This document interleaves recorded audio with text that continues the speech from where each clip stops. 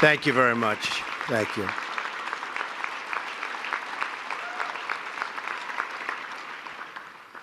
Thank you very much. It's a great honor to be here this morning, and so many faith leaders, very, very important people to me from across our magnificent nation, and so many leaders from all across the globe.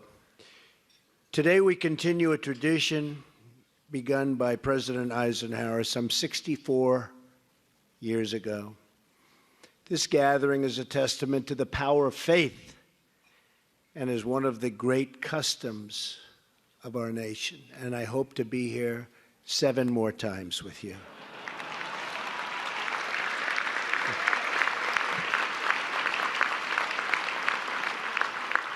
I want very much to thank our co-chairs, Senator Boozman and Senator Coons, and all of the congressional leadership. They're all over the place. We have a lot of very distinguished guests.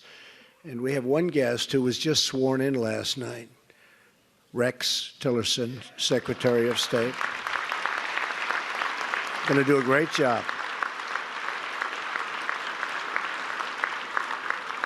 Some people didn't like Rex because he actually got along with leaders of the world. I said, no, you have to understand, that's a good thing.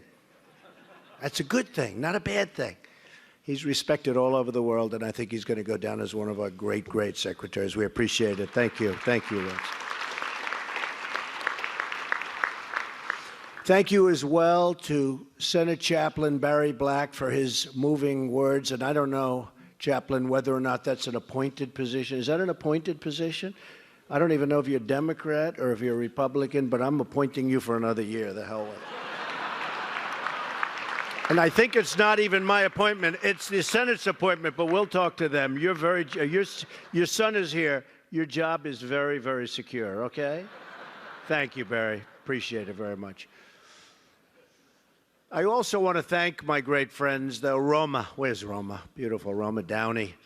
The voice of an angel. She's got the voice. Every time I hear that voice is so beautiful, that everything is so beautiful about Roma, including her husband, because he's a special, special friend, Mark Burnett, for the wonderful introduction. So true, so true. I said to the agent, I'm sorry. The only thing wrong, I actually got on the phone, fired him myself, because he said, you don't want to do it, it'll never work, it'll never, ever work, you don't want to do it. I said, listen. But I really fired him after it became the #1 show. It became so successful, and he wanted a commission, and he didn't want to do the show. That's when I really said. But we had tremendous success on The Apprentice. And when I ran for president, I had to leave the show. That's when I knew for sure I was doing it. And they hired a big, big movie star, Arnold Schwarzenegger, to take my place. And we know how that turned out. The ratings went right down the tubes. It's been a total disaster. And Mark will never, ever bet against Trump again. And I want to just pray for Arnold, if we can, for those ratings, okay? But we've had an amazing life together the last 14, 15 years, and an outstanding man, and thank you very much for introducing me. Appreciate it. It's a great honor. I also want to thank my dear friend, Vice President Mike Pence, who has been incredible. And incredible wife, Karen. And every time I was in a little trouble with something, where they were questioning me, they'd say, but he picked Mike Pence. So he has to know what he's doing. And it's true. He's been, on the scale of 0 to 10, I rate him a 12, okay? So I want to thank you. Thank you very much. Appreciate it. But most importantly today, I want to thank the American people. Your faith and prayers have sustained me and inspired me through some very, very tough times. All around America, I have met amazing people whose words of worship and encouragement have been a constant source of strength. What I hear most often as I travel the country are 5 words that never, ever fail to touch my heart. That's I am praying for you. I hear it so often. I am praying for you, Mr. President. No one has inspired me more in my travels than the families of the United States military. Men and women who have put their lives on the line every day for their country and their countrymen.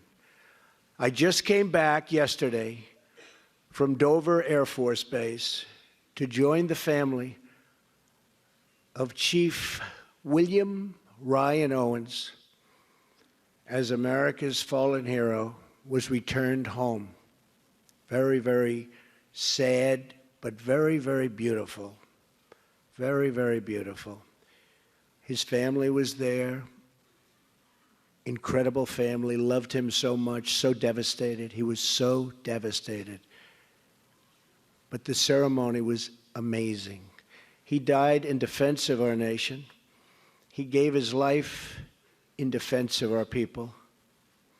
Our debt to him and our debt to his family is eternal and everlasting. Greater love hath no man than this, that a man lay down his life for his friends. We will never forget the men and women who wear the uniform. Believe me.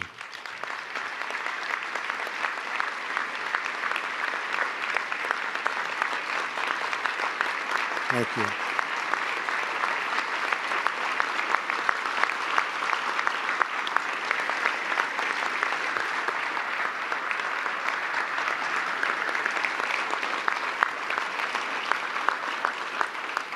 From generation to generation, their vigilance has kept our liberty alive.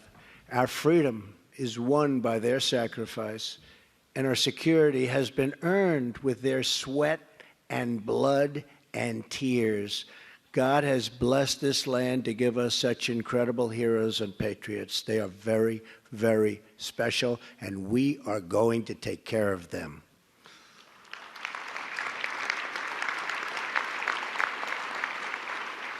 Our soldiers understand that what matters is not party or ideology or creed, but the bonds of loyalty that link us all together as one. America is a nation of believers. In towns all across our land, it's plain to see what we easily forget. So easily we forget this, that the quality of our lives is not defined by our material success, but by our spiritual success. I will tell you that, and I tell you that from somebody that has had material success and knows tremendous numbers of people with great material success, the most material success. Many of those people are very, very miserable, unhappy people. And I know a lot of people without that, but they have great families, they have great faith, they don't have money, at least not nearly to the extent, and they're happy. Those, to me, are the successful people, I have to tell you.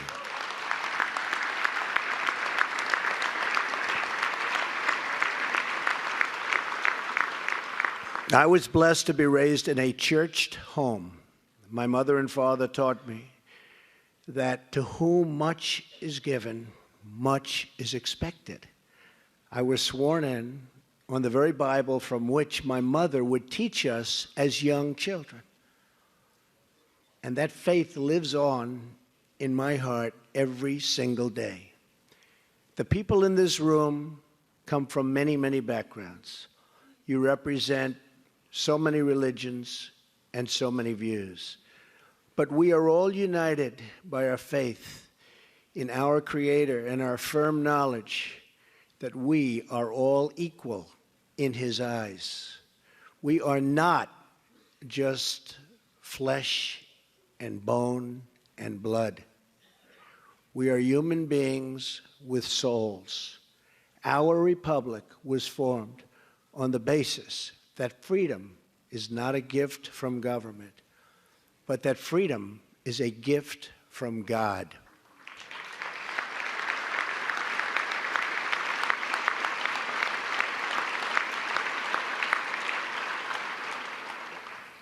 It was the great Thomas Jefferson who said, "The God who gave us life gave us liberty." Jefferson asked, can the liberties of a nation be secure when we have removed a conviction that these liberties are the gift of God? Among those freedoms is the right to worship according to our own beliefs. That is why I will get rid of and totally destroy the Johnson Amendment and allow our representatives of faith to speak freely and without fear of retribution. I will do that, remember.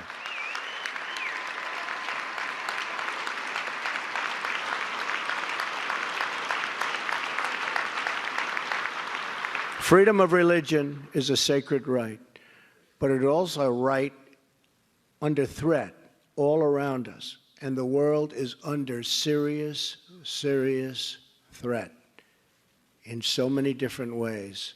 And I've never seen it so much and so openly as since I took the position of president. The world is in trouble, but we're going to straighten it out, okay? That's what I do. I fix things. We're going to straighten it out. Believe me, when you hear about the tough phone calls I'm having, don't worry about it. Just don't worry about it. They're tough. We have to be tough. It's time we're going to be a little tough, folks. We're taken advantage of by every nation in the world virtually. It's not going to happen anymore.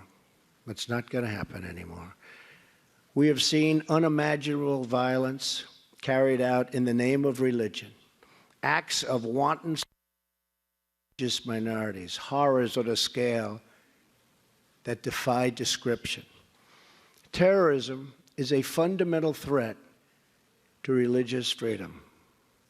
It must be stopped, and it will be stopped. It may not be pretty for a little while. It will be stopped. We have seen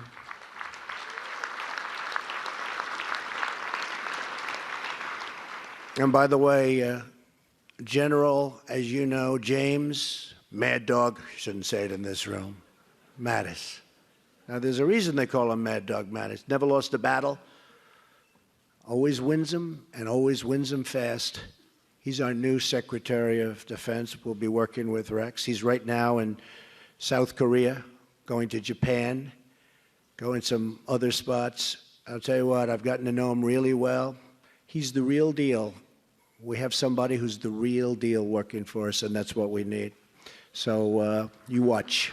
You just watch. Things will be different. We have seen peace-loving Muslims brutalized, victimized, murdered, and oppressed by ISIS killers. We have seen threats of extermination against the Jewish people. We have seen a campaign of ISIS and genocide against Christians where they cut off heads. Not since the Middle Ages have we seen that. We haven't seen that, the cutting off of heads. Now they cut off the heads. They drown people in steel cages. Haven't seen this. Nobody's seen this for many, many years. All nations have a moral obligation to speak out against such violence. All nations have a duty to work together to confront it, and to confront it viciously if we have to. So I want to express clearly today to the American people that my administration will do everything in its power to defend and protect religious liberty in our land. America must forever remain a tolerant society where all faiths are respected and where all of our citizens can feel safe and secure. We have to feel safe and secure. In recent days, we have begun to take necessary action to achieve that goal. Our nation has the most generous immigration system in the world. But these are those, and there are those, that would exploit that generosity to undermine the values that we hold so dear. We need security. There are those who would seek to enter our country for the purpose of spreading violence or oppressing other people based upon their faith or their lifestyle. Not right. We will not allow a beachhead of intolerance to spread in our nation. You look all over the world and you see what's happening. So in the coming days, we will develop a system to help ensure that those admitted into our country fully embrace our values of religious and personal liberty, and that they reject any form of oppression and discrimination. We want people to come into our nation, but we want people to love us and to love our values, not to hate us and to hate our values. We will be a safe country, we will be a free country, and we will be a country where all citizens can practice their beliefs without fear of hostility or fear of violence. America will flourish as long as our liberty, and in particular, our religious liberty, is allowed to flourish.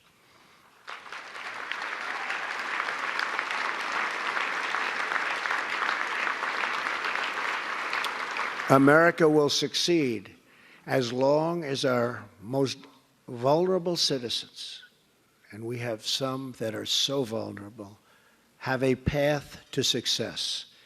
And America will thrive as long as we continue to have faith in each other and faith in God.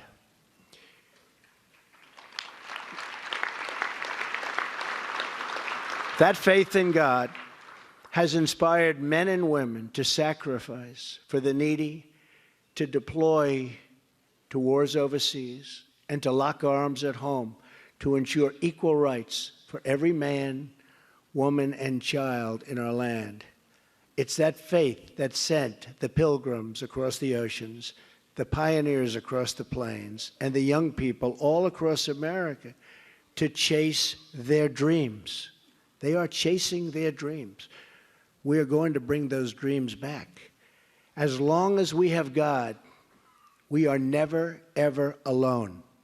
Whether it's the soldier on the night watch or the single parent on the night shift, God will always give us solace and strength and comfort we need to carry on and to keep carrying on. For us here in Washington, we must never, ever stop asking God for the wisdom to serve the public according to His will. That's why, thank you. That's why President Eisenhower and Senator Carlson had the wisdom to gather together 64 years ago to begin this truly great tradition. But that's not all they did together. Let me tell you the rest of the story. Just 1 year later, Senator Carlson was among the members of Congress to send to the President's desk a joint resolution that added "under God" to our Pledge of Allegiance. It's a great thing.